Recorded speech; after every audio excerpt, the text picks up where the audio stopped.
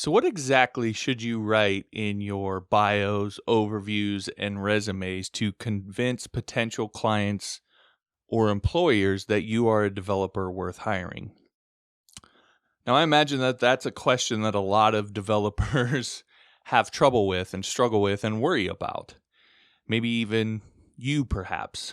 Fortunately, as the saying goes, there's nothing new under the sun, and people have been studying this kind of thing for millennia.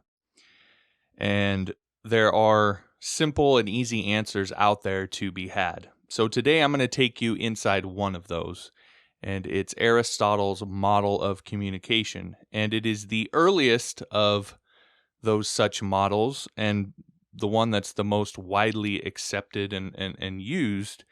And it's been used by people like, say, Alexander the Great to start wars, to motivate armies, to conquer other lands, rally the populace, and more. And we know this very specifically, these techniques were used. So I think that maybe we could use those same techniques to pick up a few clients here and there. Anyway, that's what I'm going to get into inside of this episode. There's a lot of developers who have a lot of opinions about what you need to do this coding thing for a living and be good at it. But I often find that their opinions tend to be better for them than they are for you. And that's part of the reason why I created this podcast, to cut through the crap and give it to you straight. And you won't always like me, you won't always agree with me, but I will tell you the truth. I'm John Morris, and welcome to The John Morris Show. Now let's quit the yakking and get to it.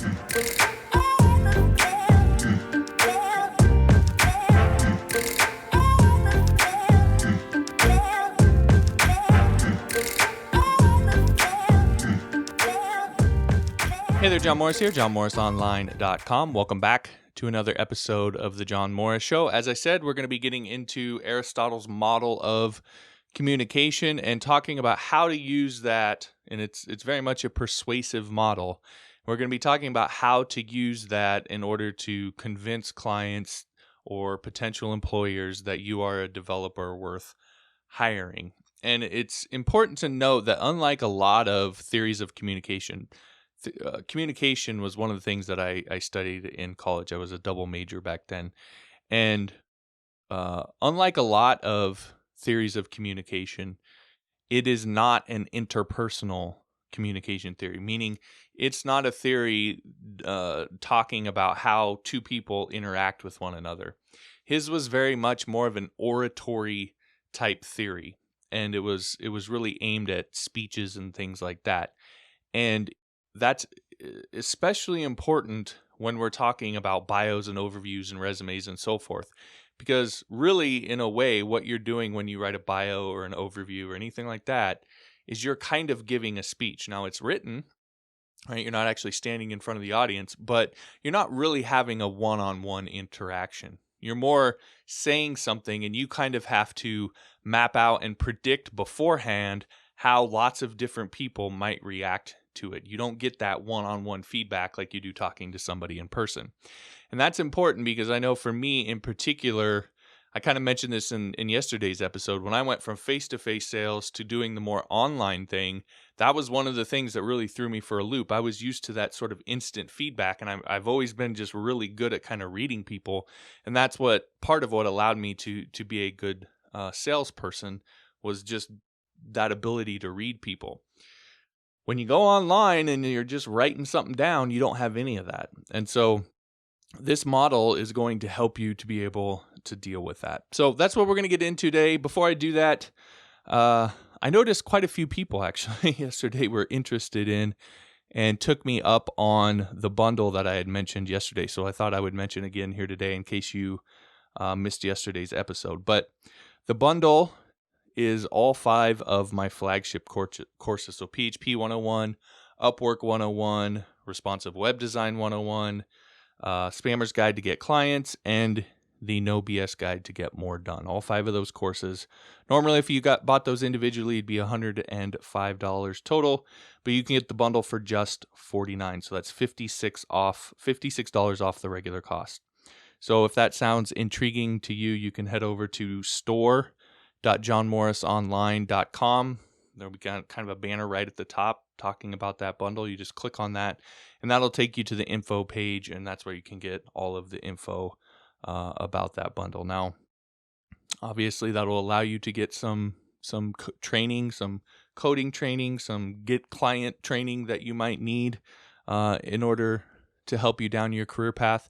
And also, you would be helping me to continue to do this kind of thing for you as well. So I would appreciate you grabbing a copy. Again, that's store.johnmorrisonline.com. All right, with that out of the way, let's get into this. So, as always, I want to kind of talk about how I came across this. So, it might not seem like it, being that I have a YouTube channel and a podcast and do all of this stuff now, but naturally, I am an introvert. And as I said yesterday, I'm a little bit more of a linear thinker. So I tend to default to logic and process and procedure and that sort of thing when it comes to any sort of activity or problem that I'm kind of faced with. And I also am not someone who's just going to be naturally outgoing and talking to people and friendly and that sort of thing. That's just not my personality. And I'm not really necessarily overly aggressive in trying to persuade people of other things and my ideas. I may seem like that here, but in this particular context, that's kind of what I do. But in day-to-day life, I actually spend a lot of days where I don't say much actually out loud outside of doing this podcast. I just am kind of a quiet person in that sense. What I'm ultimately getting at is all of those things added up are not the things that you would think of when you think of someone as a natural salesperson, right? So, not realizing any of this at a young age, my early 20s, I decided to take a job in sales, and I just hadn't really thought of any of this through. It wasn't something that I really was well thought out, but I decided to take this job, and I kind of got thrown into the deep end of this whole persuasive thing. And became apparent pretty quickly that this was a new thing, that this was not something that I was used to, was not something that I was naturally good at.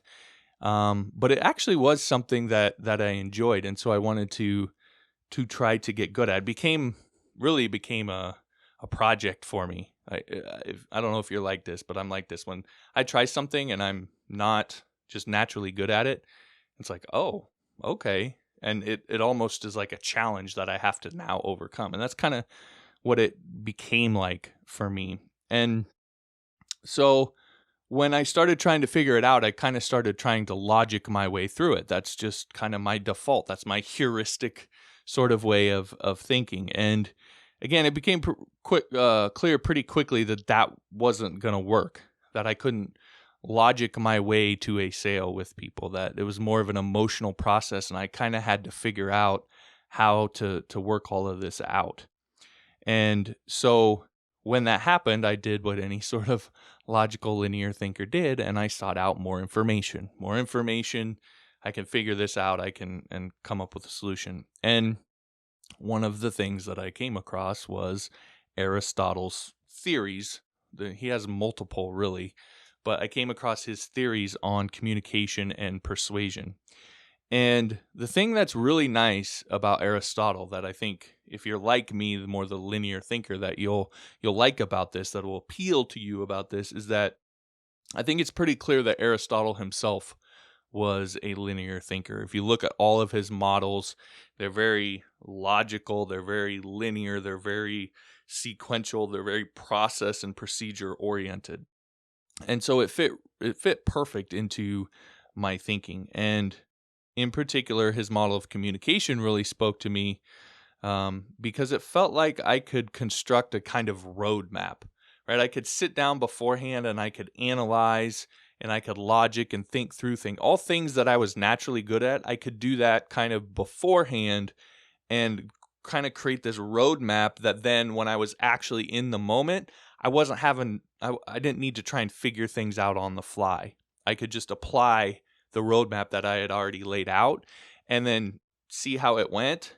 And then I could kind of go back to the lab, so to speak, at night and analyze, okay, what worked, what didn't work, and kind of more fully develop this roadmap till I got to a point where I kind of, okay, I know what I need to do here now. I know how I need um, to convince people, and it gave me some sense of process, of some order and some stability to what I was doing, and just having a sense of even knowing what the hell I was trying to do, what my objectives were, and so forth.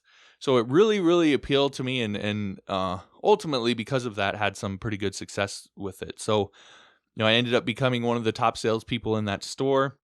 I was promoted to manage my own store. I went through what was supposed to be an 18-month training program, and I actually completed it and got promoted in about 9 months. And in that new store, I was taking over a store that had been struggling. So I was able to completely turn around that store in about 2 months. I was the number 3 selling manager in the chain of about 90 stores, and I was in the 32 ranked store overall. So the stores some would be in really big towns, some would be in small towns, and that kind of affected your overall sales. So I was in the 32nd ranked store, but I was the number 3 selling manager. So I was selling way above what I really should have been. Now I ended up leaving that job, and I've kind of talked about this before, but that was for other reasons. That was for my own reasons, not because I wasn't performing. I certainly didn't get fired or anything like that. And there were other things that I learned along the way that helped, and I think I've talked about some before, and I'll probably talk about other things in the future. But this is probably the one that helped me the most because it gave me that sort of logical framework. So what I believe, when you learn this here today, and I highly recommend, if you're not doing this, taking out some notes or a piece of paper and taking notes on this, because this really can change the way you go about getting clients and getting work and give you a sort of framework there. So, but when you learn this stuff and start using it and applying it, I think what it's going to give you is that same kind of roadmap, a way to analyze every persuasive scenario you encounter. I mean, we're talking about bios and profiles here, but it could be anything. Maybe someday it's you have to give a speech, or maybe it's you're going to do a video, or you start your own podcast, or you're just talking to someone in person. It's going to give you a way to map that out beforehand and apply some logical rules and principles to it, so that, again, going into it, you have a plan and you can just systematically apply it. You're not trying to figure it out on the fly. And you don't need gut instinct. You don't need to be a natural salesperson. And because you're doing it consciously and methodically, this is one of the things that I noticed, because one of the other guys that I was in training with was a guy that I would say is more of the natural sales type. And at first, he was killing me in sales. But by the end, he would have really up weeks and then really down weeks. And I would be a lot more consistent week after week after week. And we would be pretty close, but I usually would, on the average, come out ahead of him. And again, was just a lot more consistent because it wasn't based off of how I felt, what mood I was in. It wasn't based off getting in the flow. It was just a systematic, linear process that I could apply no matter what the situation, how I felt. And again, for you, I think that's something that you'll be able to figure out, map out, and be able to apply over and over and over again and have that consistency. So with that said, let's get into the science behind all of this. So first, I want to start with some of the kind of the big concepts, and then we'll get into the nitty-gritty of this. So as I mentioned, this was proposed by Aristotle. It was proposed before 300 BC, so it's been around for a really long time. It's considered the first model of communication ever, and the most widely accepted among all communication models. And again, used by Alexander the Great, had the largest reach of the Roman Empire under his when he was emperor or whatever. So used it to devastating effect. And what Aristotle said is that he believed that the audience, this was one of the things that was unique, at least at that time, about what he said, is that he believed the audience itself played an important role in the communication chain, and speakers should build different speeches for different audiences on different occasions to create different effects. And so he really kind of took the whole model of the speaker giving the speech and kind of flipped it around and said, okay, you have to think about the audience first. You have to think about the occasion that it's happening on, the effects that you want to achieve, and all of that factors into your speech. Now, that might seem like kind of common sense now, but back then, not so much, and it really had a huge effect. And so in persuasive speech, what Aristotle said is that you must first analyze your audience and determine how to best influence and then persuade that particular audience and that particular occasion to create the effect that you want, to your thoughts, your ideas, and ultimately get what you want from that particular speech. So in that, every speech, and I'm using speech loosely here, we're talking about, in our case, profiles and bios and so forth, and in his case, he was talking about speeches, but every speech has 5 elements to it. So the first one is the speaker. Now, the speaker is the primary one and the most important one because it's the only active one, really. The in a speech, in this sense, the speaker is the only one that's really actively doing anything. The audience, for the most part, is kind of sitting there listening. So when we're talking about the speech, we're obviously talking about who is giving the speech. And one of the most important things is, how is the speaker already perceived by the audience? Does the audience know the speaker? What are their preconceived notions about that particular speaker? Are there any negative notions that must be dealt with before you can even get into persuading them? Are there any positive notions that can be leveraged to their advantage? So these are some of the things that you have to think about before you sit down to actually write down your bio. What does this particular audience know about me? Do they know anything? Do they have any preconceived notions about me?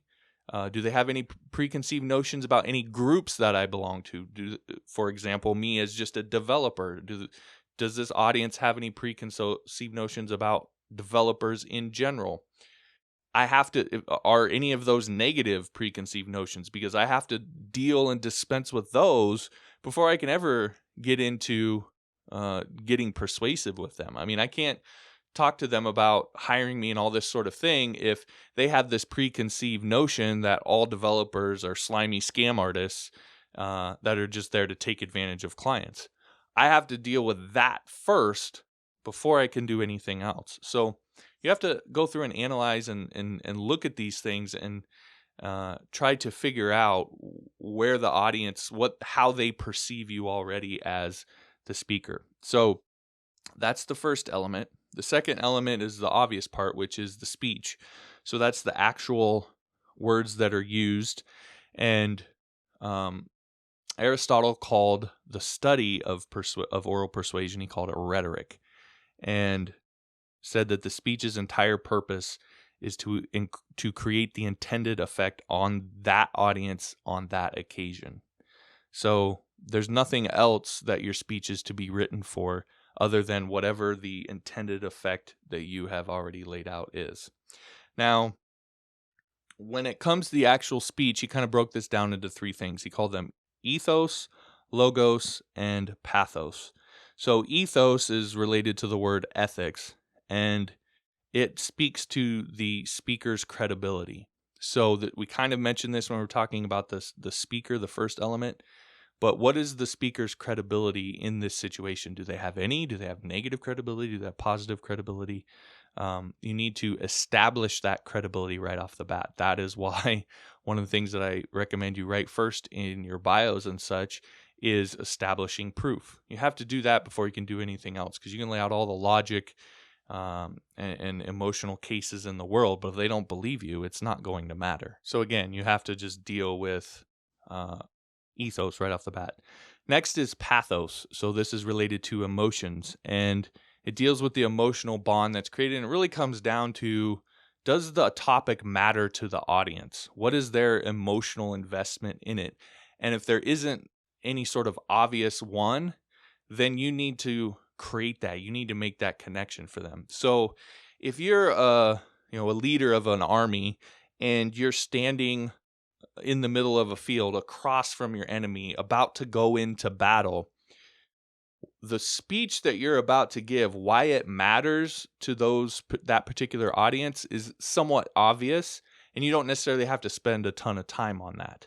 Okay, depending on their attitude and if they're like gung-ho to go to this fight or not. But that in that particular scenario, you don't have to necessarily worry so much about the pathos of it. But if you are a speaker that's going to, say, a college campus, and you have a room full of kids that have been forced to come in and sit and listen to this speech, and half of them don't even want to be there, the very first thing that you need to do is give them some reason why they should even listen to you, why they should even care about what you're about to say. Because if you don't, they're not going to. So this is what you're doing when you're thinking about pathos. And then the final thing is logos, which is related to logic. So you do have to make a logical case. What you're saying has to make sense. It has to be understandable. So again, when it comes to the speech, ethos, logos, and pathos are the things that you want to focus on in how you can construct that speech in a very systematic way in order to appeal to that particular audience. And again, it's all going to be based off of who the audience is, who you are, what the occasion is, etc. Okay, the next one then in all of this, so we have speaker, we have speech, now we have occasion. So this is the when, the where, the why of the speech being given. So the way I would put this, the analogy I would use is, imagine you have two speeches. One is given to the exact same group of soldiers by the exact same speaker with the exact same intent or the exact same effect that it's after, and that effect is to motivate them to fight, to engage in some sort of battle. But one of those speeches was given back on the base in peacetime right after morning PT. And the other speech was given as they stood across the field from the enemy about to go into battle. Would those two different scenarios, would the speeches you give be different? Obviously, I think it's obvious that those would. That's how occasion affects the speech. So you have to think about the situation you're in, the context in which you're giving this speech, or writing the bio, writing the resume, etc. You have to think about that context and how it affects what you need to say in order to have the persuasive effect that you're after. The next thing then is the audience. So who are the people actually listening or reading this speech? So what do we know about them? What are their motivations, their desires, any sort of kind of logical inconsistencies that they might have, their values, their beliefs? What do we need to say to these particular people in order to persuade them? Now, one of the things that Aristotle said, it's not necessarily in this model, but it was in one of his other theories, is you don't want to try and change what he called the core elements. And so that is people's deeply held values, their beliefs, desires, etc. You don't want to try and change what they believe or what they value. Instead, what you want to show them is how your idea, your thoughts, your way of doing things is going to help them get those core elements that they want, but in a way that's better or faster or more abundantly. Okay, so you're not trying to change core beliefs and core values. All you're trying to do is show how your way of doing things, is a better way for them to get the same core values that they want. Now, that's a really, if you want to take one thing from all of this, that's a really critical thing to understand, is you're not trying to change what people believe. You're just trying to show them that you have a better way to get what they already want. That is a fundamental principle of sales, is you have to sell people stuff that they already want. Now, again, that doesn't mean the actual item. It means the end result of that item. And so you can show them how to do that in a number of different ways. So again, don't try and change their core elements. Show them how your way will help them get those core elements in a better way. Finally, then, the last part of this is the effect. So what is the goal of the speech? What do you want to achieve? And what is the logic behind this effect? Why does this effect make sense? Why is it something that is of worth them actually allowing you or going into with you, etc.? What's the logic behind it? And how does it connect with the core elements of the audience? And why must it be done now? One of the things that you always have to deal with in sales is people just putting things off, procrastination. So why must it be done now versus, we can just do this later? So those are the 5 elements. Again, speaker, speech, occasion, audience, and effect. So let me run through some examples. Now, the classic example that you'll see over and over and over is, so the speaker would be Alexander. The speech would be about his invasion. The occasion would be on the war field. The audience is the soldiers, and the effect is to defeat Persia. Okay, so that's kind of the classic example. And when you write all those things down, then now you have a starting point for where you can start to think about how to construct your persuasive model here. So I know who the speaker is. I know what the speech is supposed to be about. I know where I'm going to be giving it, who I'm going to be giving it to, and what I want to convince them of. Have a logical process that you can start to go through to analyze this. This is very much an analytical tool. So to give you another example related to what we do, the speaker might be, we'll just say John Doe developer. You could insert your name in there. The speech would be maybe a bio on, say, Upwork about your freelance services. The occasion would be the freelance profile on Upwork. The audience would be potential clients, and the effect would be to get them to hire you as a developer. So again, that's just the starting point, and then you can go into asking all of the questions that we've kind of gone through before. So, as I kind of normally say at this point, I've thrown a lot at you, but I want to now pull it back and give you some takeaways of specific things that you can do based on all of this to help you be more effective in writing bios, writing overviews, writing resumes, anything that you need to do where you're trying to communicate to any other human being why you are a developer worthy of them hiring, working with, etc. Any sort of a situation like that is a persuasive situation, and these are some things that you can do to help that ultimately go better for you. So the first one is, I think, the obvious one, which is the implied one here. Before writing any sort of persuasive material, don't just go in and wing it. Don't just I'm just going to kind of write whatever feels good or whatever. Have a roadmap. Use this analytical tool to actually map all of this out and get clear on each element and all of the little nuances and questions and things that you need to figure out about each element in order to develop this roadmap. So basically, tip number 1 is actually use this and do it. Don't just try to shoot from the hip, because this model has been around for millennia. It's been used over and over and over and over and over again. There's no use in reinventing the wheel or just kind of flying willy-nilly when you have a roadmap that you know will work. The second thing is, I think probably the most important thing outside of just using it is to get super clear on the core elements. This is one of the things that really stuck with me and made a huge difference for me, is understanding that I'm not trying to change their core beliefs or their core values. That sort of thing is very, very difficult to do and happens over, years and years and years. People rarely change their core beliefs or values. It happens, but it doesn't happen overnight. It's not going to happen in one speech. So you're not trying to do that. All you're trying to do is show them that your way is a better way of getting what they want. So get really clear on those core elements. What are their values, their beliefs, desires? What is it that they ultimately want out of this situation? And you don't want to guess. You want to know. And the way that you can know is, if you're on a freelance site and you're going to go bid on a job that's been posted, you read thoroughly through the job description that they've written, and don't just read it really quickly to get an idea of what they want. Try to look for indicators of values, of beliefs, of things that are important to them, deeper held core elements that you can use when now responding to that.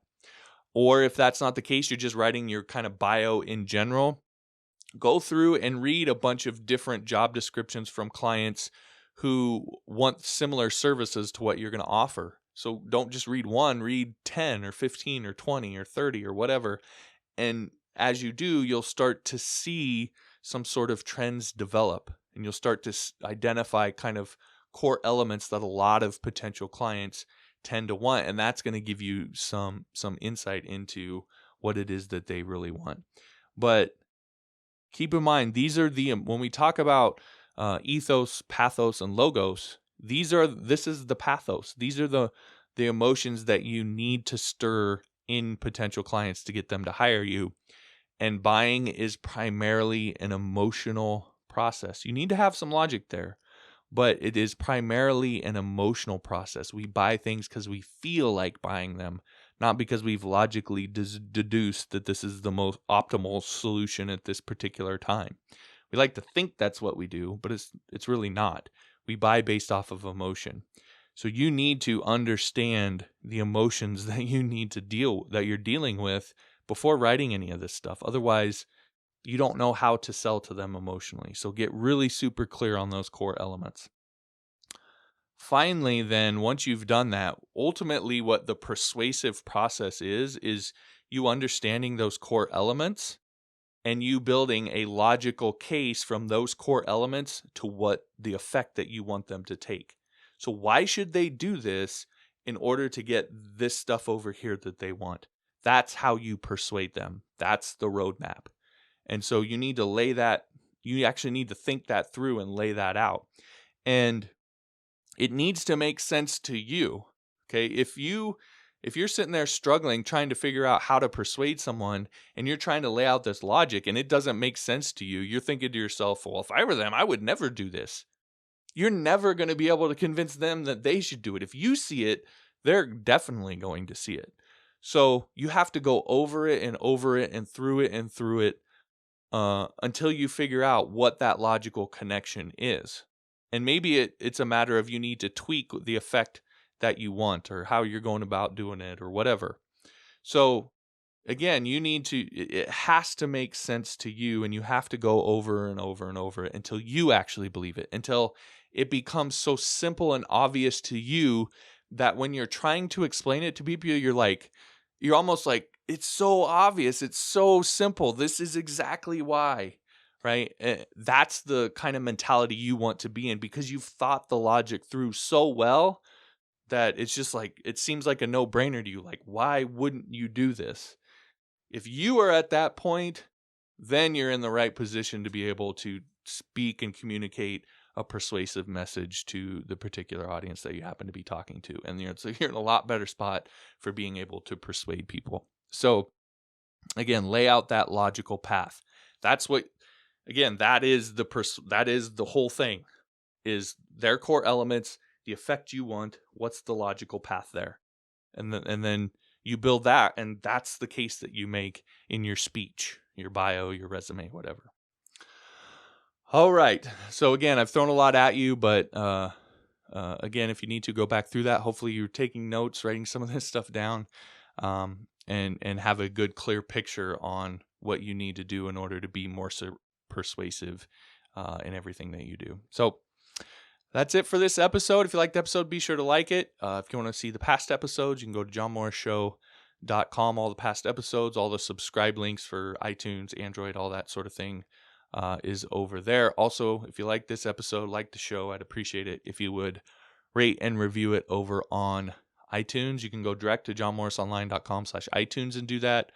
Or you can go to johnmorrisshow.com and click on the Start Here link if you want to get Module 1 of my PHP 101 course. So I will give you Module 1 of my PHP 101 course if you'll give me an honest review over on iTunes. So if you want to do that, again, johnmorrisshow.com, and then click on the Start Here link.